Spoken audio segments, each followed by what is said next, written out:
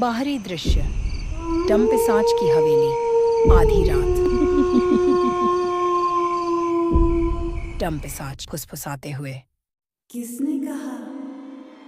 मैं सिर्फ कहानी है। पूरा ग्रुप जोर से चिल्ला उठता है जैसे ही कोई आकृति उनकी ओर दौड़ती है। आंतरिक दृश्य, डंपिसाच की हवेली, रात। टोली घबराकर एक धूल भरे हॉल में दाखिल होती है। मकड़ियों के जाले पर्दों की तरह लटके हुए हैं। एक पुराना लालटेन मंद रोशनी में टिमटिमा रहा है, जिससे डरावने साए बन रहे हैं। अचानक एक जोरदार पागल जैसी हंसी गूंजती है।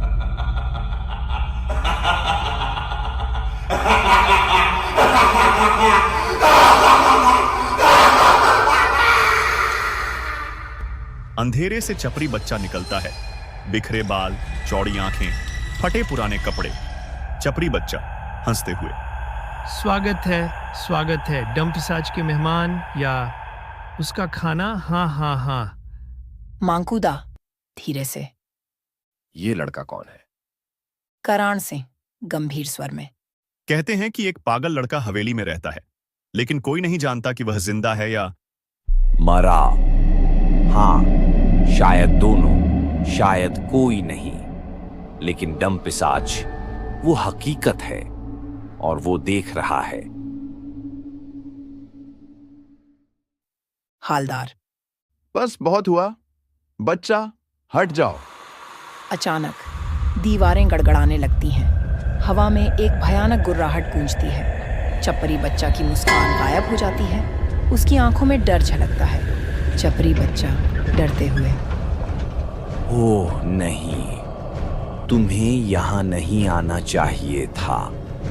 अब वो जाग चुका है। अंधेरे से एक साया निकलता है, जिसकी लाल आंखें अंगारों की तरह चमक रही हैं। हवा ठंडी और भारी हो जाती है। हर कोई सन्न रह जाता है। आंतरिक दृश्य, हवेली की भूल भुलैया, रात। टोली भागते हुए एक लंबे सांकरे गलियारे में पहुंचती है। चारों ओर धूल और सड़ांत फैली हुई है। दीवारों पर अजीब आकृतियां बनी हुई हैं। चोकोबॉय घबराते हुए, ये दीवारें, ये तो हिल रही हैं। मांकुदा कांपते हुए, हम इस हवेली से बाहर नहीं निकल पाएंगे। अचानक किसी के पैरों के नीचे की जमीन खिसकती है।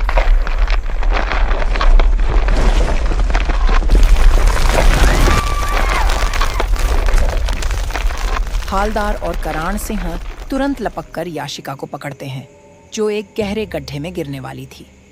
याशिका सांसें तेज। ये जगह हमें निगलने की कोशिश कर रही है। तभी एक भयानक चीख गूंजती है। गलियारे के अंत में एक दरवाजा खुद ब खुद खुलता है। अंदर गहरा अंधेरा है, पर बीच में एक पुराना लकड़ी का झूला धीरे धीरे हिल रहा है।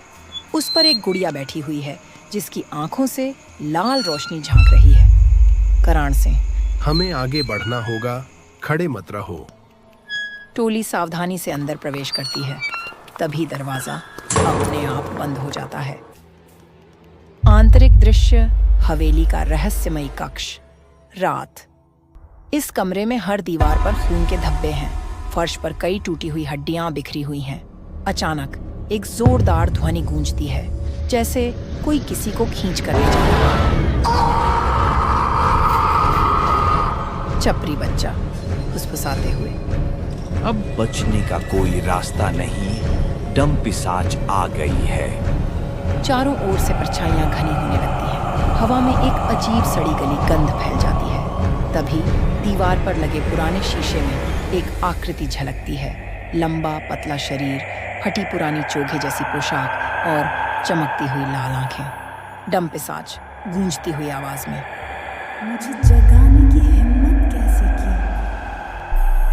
अचानक शीशा चटक जाता है और डंपिसाच कमरे में प्रकट हो जाता है। उसका मुंह चौड़ा होता जा रहा है और उसकी हड्डियों की चरमराहट सुनाई देने लगती है।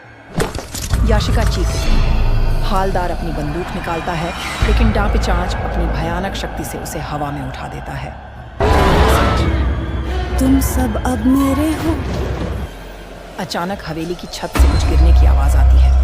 सभी ऊपर देखते हैं। वहां एक विशाल छाया है जो हिल रही है, एक अस्पष्ट आकृति जो न तो पूरी तरह इंसान है और न ही पूरी तरह कोई दैत्य। क्रांत से, हैरानी से, ये क्या है? अचानक आकृति जोर से चिल्लाती है और पूरा कमरा एक अंधेरे में डूब जाता है। To be continued.